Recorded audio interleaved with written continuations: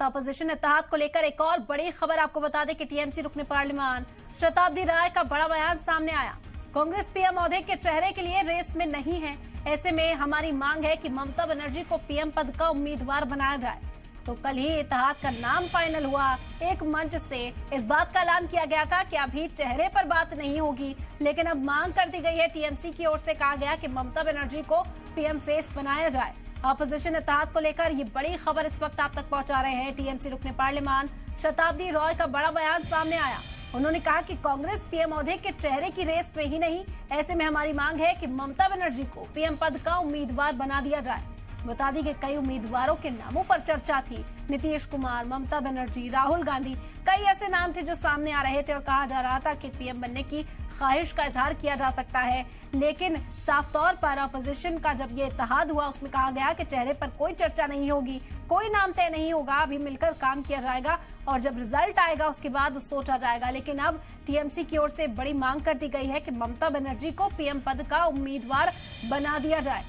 ये बड़ी खबर है अपोजिशन इत्तेहाद को लेकर। टीएमसी रुकने पार्लियामान शताब्दी राय का बड़ा बयान इस वक्त आपको बता रहे हैं। कांग्रेस पीएम ओहदे के चेहरे के लिए रेस में नहीं है, ऐसे में हमारी मांग है कि ममता बनर्जी को पीएम पद का उम्मीदवार बना दिया जाए। पीएम ओहदे का उम्मीदवार ममता बनर्जी को बनाने की यहाँ पर मांग कर दी गई है।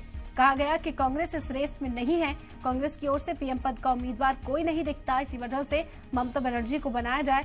आपको बता दें कि नाम पर कोई भी ऐलान करने से साफ इनकार किया गया। कल भी जब सवाल पूछा गया, जब अपोजिशन इत्तेहाद की मीटिंग बेंगलुरु में थी, इंडिया उस इत्तेहाद का नाम दिया गया, वहां से पूछा गया था कि क्या पीएम पद का उम्मीदवार तय हो चुका है या फिर इस पर कोई फैसला लिया जा सकता है। तो साफ तौर पर सभी लीडरान की ओर से कहा गया था कि इस पर गौर-ओ-खौज अभी फिलहाल नहीं हुई है और मकसद यही है कि पहले मोदी सरकार को टक्कर दी जाए, पहले बीजेपी के खिलाफ एक स्ट्रैटेजी तैयार की जाए और उसके बाद जो रिजल्ट होंगे फिर इस पर फैसला होगा। सुनवाते हैं आपको कि क्या कुछ कहा शताब्दी रॉय ने। তো বলবে নরেন্দ্র কি বলবে, বলতে পারে যে এই দারুণ লোকরা একত্রিত হয়েছে, আমি সত্যিই আমি খারাপ, আমি পারছি না দেশ সামলাতে, ওদেরকে ভোট দাও, এটা কি বলতে পারে? ও বলবে না। তো ও যেটা বলছে ওর বক্তব্য। কিন্তু এতগুলো মানুষ যখন একটা লোকের বিরুদ্ধে দাঁড়াচ্ছে, তার মানে তাদের নিশ্চয়ই অনেক ইস্যু আছে এবং যে ইস্যুসগুলো ভারতবর্ষের মানুষের হয়ে বলছে এবং সেগুলো এরম তো নয় যে তেলের দাম বাড়েনি বলবো, নোটবন্দি করে ভালো হয়েছে না খারাপ হয়েছে, সব ইস্যু তো মানুষের সঙ্গে জড়িত।